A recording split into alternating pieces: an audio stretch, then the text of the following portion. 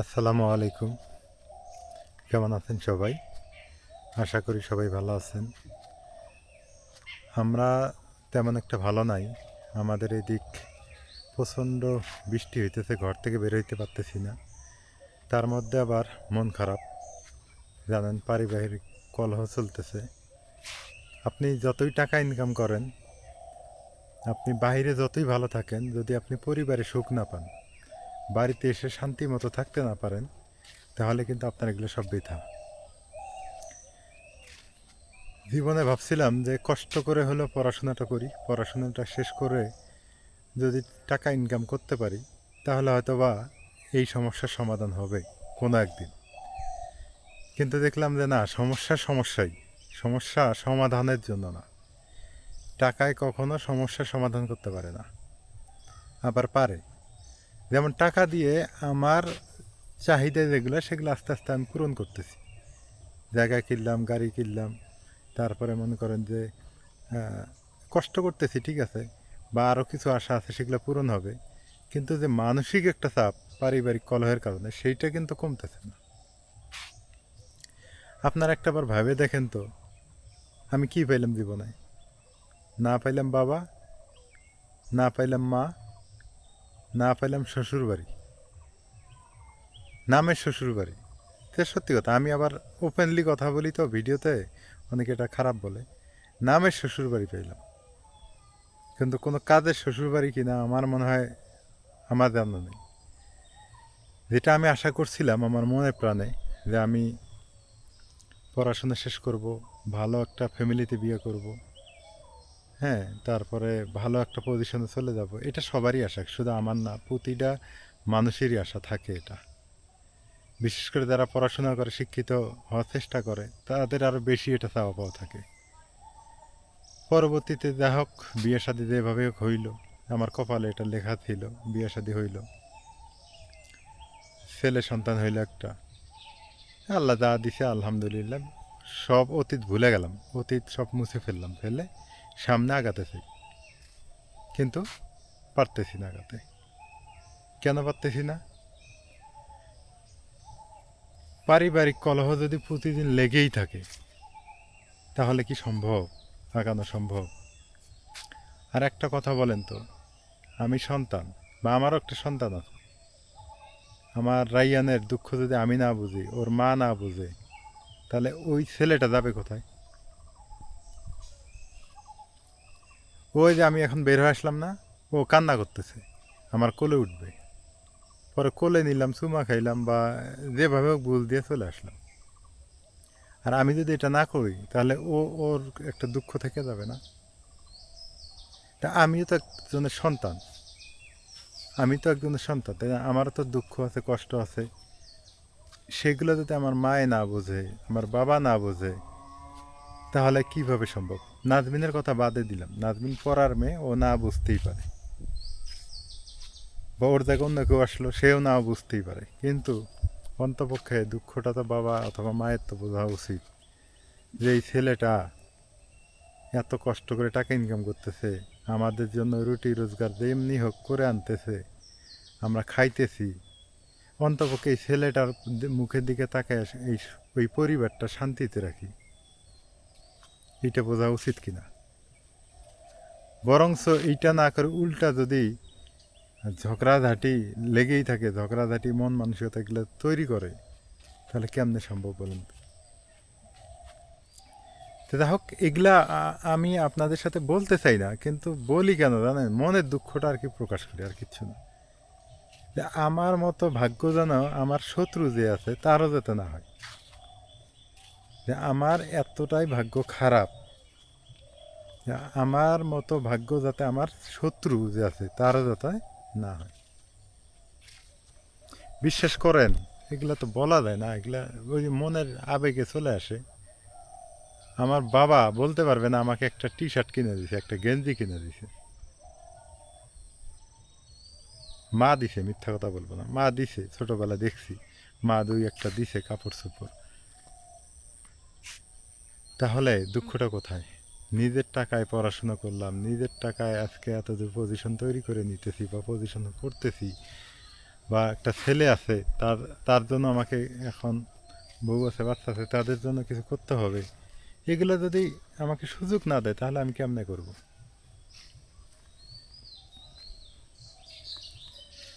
তো যাই হোক, আপনারা যারা মানে বাবা আছেন, মা আছেন, আপনাদের সন্তানের সাথে এরকম আচরণ করবেন না, যাতে সন্তানের মনে কষ্ট থাকে বা কষ্ট পায়, যাতে এগিয়ে যেতে না পায় এরকম। এটা করা আসলে আপনাদেরকে রিকোয়েস্ট করব, এটা করবেন না, কখনোই করবেন না। তাদেরও মন আছে, তাদেরও শান্তি আছে। বিশ্বাস করেন, আমি ভাত খাইলে আমি এখন শান্তি পাই না। সত্যি কথা, আমি ভাত খাইলে শান্তি পাই না, মনের মধ্যে মানে অশান্তি থেকেই যায়। দুধ দিয়ে ভাত খেলেও শান্তি পাবো না এখন। এখন আমার যেটা মনে হয়, এটা ব্যক্তিগত ব্যাপার, তাও বলি, আমার যেটা মনে হয়, আমার এখন অনেক দূরে যাওয়ার দরকার, গিয়ে একটু রিল্যাক্স হওয়ার দরকার। কিন্তু কোথায় যাব, কোন দূরে যাব? টাকার দরকার, যেখানে যাব টাকার দরকার। কোথাও ঘুরতে যাব, বেড়াইতে যাব 1 মাস বা 15 দিনের জন্য, টাকার দরকার। আর তাতে কলহ বাড়বে মানে কমবে কিনা তাও জানি না। তবে আমার মনে রিফ্রেশমেন্টের জন্য আমার মনে হয় যেটা, আমার এই টেনশনের কারণে ডায়াবেটিস ধরে গেছে। সত্যি কথা, টেনশন করলে কিন্তু ডায়াবেটিস বাড়ে, বুক মানে সত্যি কথা। এখন মানে আমার মনে হয় আমি বেশি দিন টিকবো না, যেভাবে টেনশন। মানে আমাকে দেখে হয়তো আপনারা বুঝতেছেন, আমার চেহারার অবস্থা দেখেন আমি কী হয়ে যাইতেছি। মানে আমি প্রতিটা দিনই টেনশনের মধ্যে থাকি, প্রতিটা মুহূর্তে টেনশনের মধ্যে থাকি, যে কখন দিন ঝগড়া লাগে আমার পরিবারে। এখন নাজমিন, একটা কথা বলি, নাজমিন যে পরিবেশে বড় হয়েছে, নাজমিন যদি এইখানে মার সাথে কথা বলার সাহস তেমন একটা দেখায় না, হয়তো মাঝে মধ্যে মন খারাপ করে, ঝগড়া করে, হ্যাঁ, কিন্তু অতটা সাহস পারে না। আমি আছি, হয়তো ভাবে যে এ আবার কি যেন আমাকে মারধর করবে কিনা, বা এইটাও একটা ভয় আছে। কিন্তু আমার মায়ের উপরে তো কেউ নাই, সে তো অনায়াসে মানে এগুলা ঝগড়াঝাটি করে। তো যাই হোক, ওইসব বলি না, আমার ভাগ্য খারাপ। আমি আমার ভাগ্যকে দোষারোপ করি, আমার ভাগ্য খারাপ, কপাল খারাপ, যার ফলে আমি বাপের আদর পাইলাম না, মায়ের আদর পাইলাম না, না পাইলাম শ্বশুর বাড়ি। ওইখানে না হইলো বাড়ি ঘরে থাকা, না হইলো গাছতলায় থাকা, না হইলো কোথাও থাকা, এই হলো অবস্থা।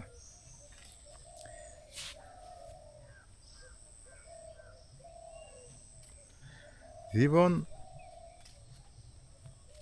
কেন যে এমন হইলো আমার, আমি মানে আমার একটাই প্রশ্ন, আল্লাহ তাআলার কাছে একটাই প্রশ্ন করি, যে আল্লাহ, আমার জীবনে কেন এমন হইলো? আমার একটা সাইড অন্তপক্ষে তো ভালো থাকা উচিত ছিল। হয়তো বা একটা সাইড ভালো থাকলে হয়তো বা আমি ভালোভাবে জীবনযাপন করতে পারতাম। পিছনে আবার পোকা টোকা গেল নাকি?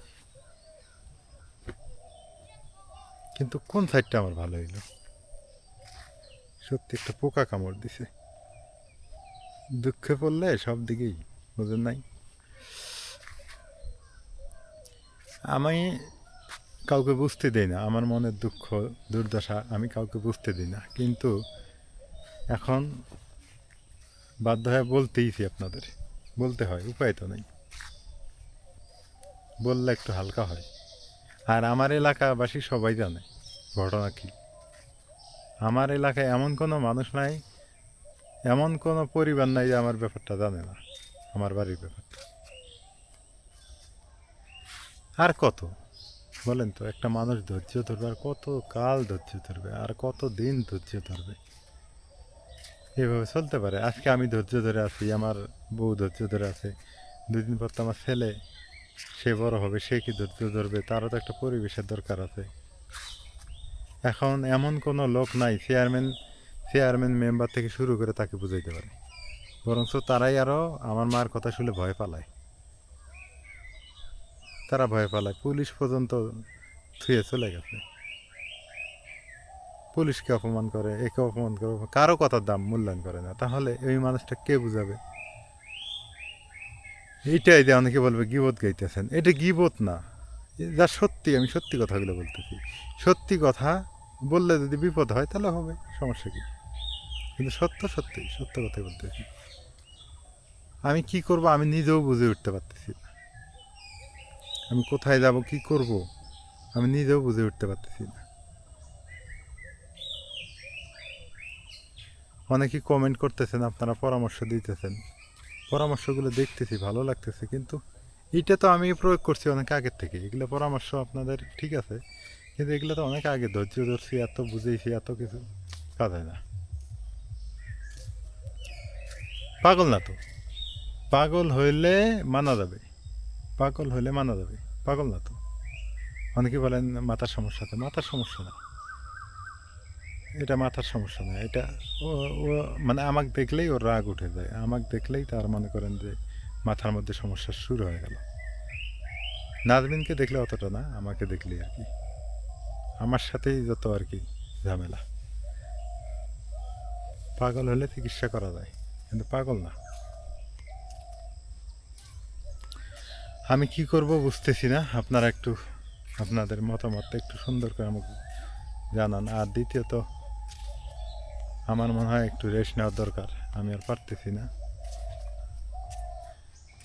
আমার মনে হয় কোথাও গিয়ে যায়, মানে খাগড়াছড়ি যাইতাম, সেখানেও তো আমার ঠাঁই নেই, কোথায় যাব আমি বুঝতেছি না, বুঝতে পারতেছিও না, আর টাকা পয়সাও নাই, এমনি ঝামেলার মধ্যে থাকি সব সময়। ভালো থাকেন, আপডেট জানাবো আপনাদের, প্রতিদিন আপডেট জানাবো আমার পরিবারে কি হইতেছে। আপাতত কিছুদিন আপডেট আপনারা জানতেই পারবেন। আল্লাহ হাফেজ।